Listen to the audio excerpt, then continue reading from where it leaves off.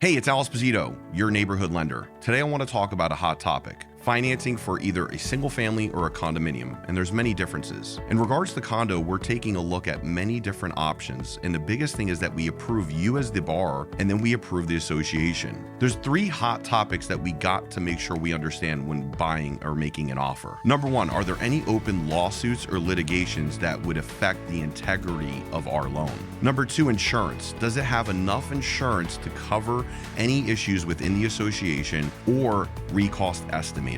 The third item is the financial healthiness of the association. As a lender, we're going to order what's called a condo questionnaire, a copy of their budget, their bylaws, and their master insurance policy. So if you're looking to make an offer on a condominium, it's best to reach out to me.